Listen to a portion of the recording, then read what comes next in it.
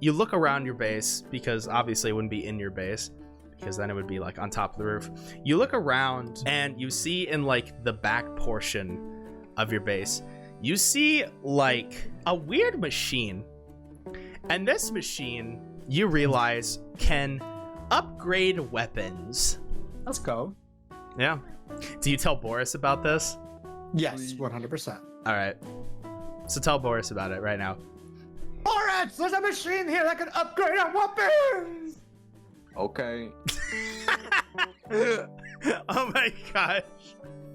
We know who the main character is. That interaction alone. Oh my gosh. This machine has a cost. On it, you see that in order to upgrade a weapon, you have to insert $5,000. What?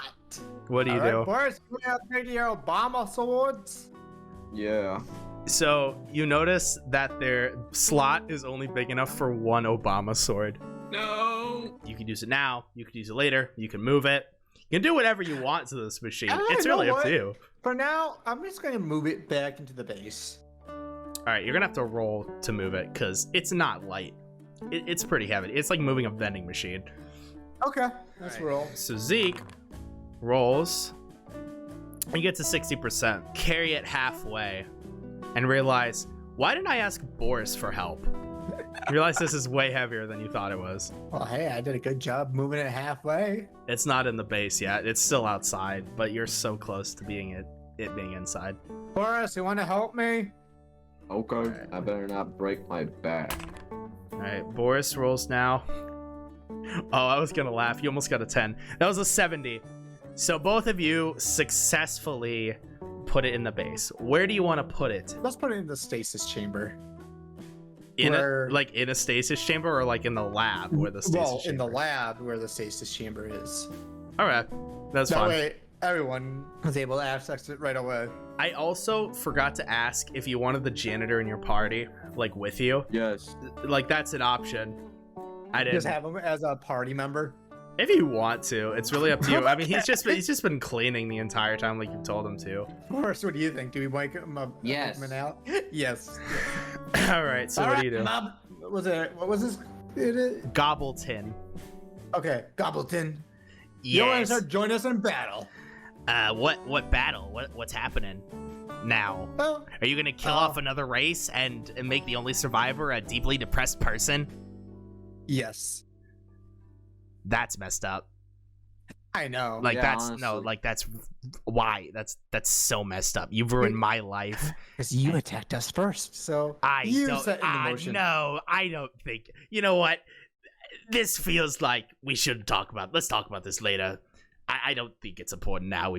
We've gotten feelings out and everything is fine. Can we check to see if any debris in the area is around? Yeah, you upgrade can part. roll for debris. All right, See if you can let's find roll. anything. All right, you got a 70. So what do you want to find in the debris? Any of the computer pieces. All right, you find a motherboard and a microchip.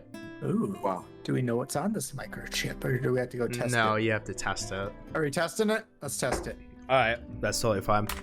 Roll for testing it. Oh, okay, so it's a 40%. So because of how like damaged and burned it is, you can like barely read anything on it. You know that it came from the ship that you were on, though. You know that Can I for roll sure. to fix it? Yes. Zeke rolls to fix the equipment and gets a 20%. I hate Rip. everything. Okay. So you do more bad than good, and now it's more damage than before. Darn. You moved the machine in here, right? Are you still Yeah. wanting to use the machine, or are you saving it for later? Saving it for later right Okay, now. that's totally fine. Ask the Gobbleton Mhm. if there was any other hostile races around. It depends on what you mean by hostile. I mean, anyone that you have a grudge against? Well, you guys, but that's obvious. Other than that, not really. I mean, we kind of ruled everything, and then that got destroyed, so there really is no governments that I know of. That could have changed by now, I'm sure. But I don't know. I mean, we didn't really... nothing that I could think of at the moment.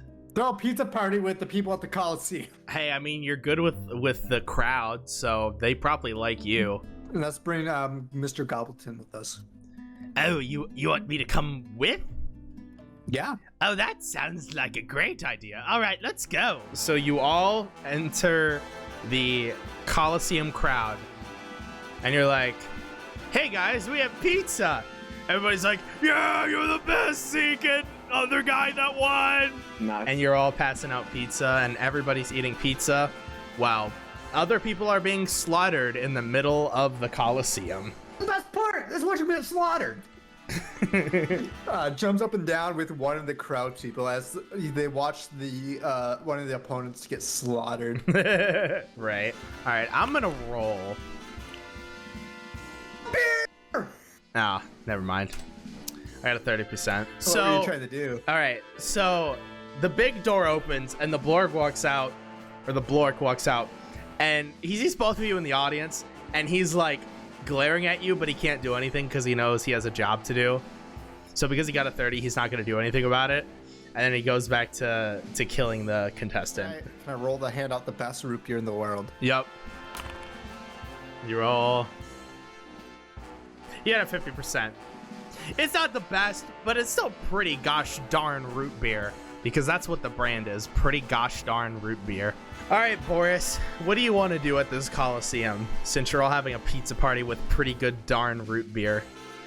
Oh, drink. All right, rolling for drink. Yeah, 50%. You just drink. You spill a little, but it's fine. And the Blork has now defeated the contestant. Everybody cheers. And now the event is over and everybody starts leaving the Coliseum. Do they have a merch shop? You're gonna have to roll for the merch shop. Excuse me. All right, you got a 40. There is merch, but it's there's only one t-shirt left. How much is it? I want to buy it for my buddy, the contestant that was sitting next to me. It's $1,000. Darn. It's pretty pricey. I mean, although it is pricey, it gets sold pretty well. Do you know? Want to know what the t-shirt says? What? I got blorked. Wait. Fist bumps the guy that was sitting next to me and tell him to have a good night. That's gonna be a roll. Fist bump. Yep. You got a 30%. So you swing a little too hard, and he's like, "Oh, watch it! I have sensitive hands." My bad, bro. Have a good night. And he leaves a little bit hurt. Literally, because his fist kind of hurts a little bit now. All right, so now that was the last fight of the evening, and now the Coliseum is starting to close down.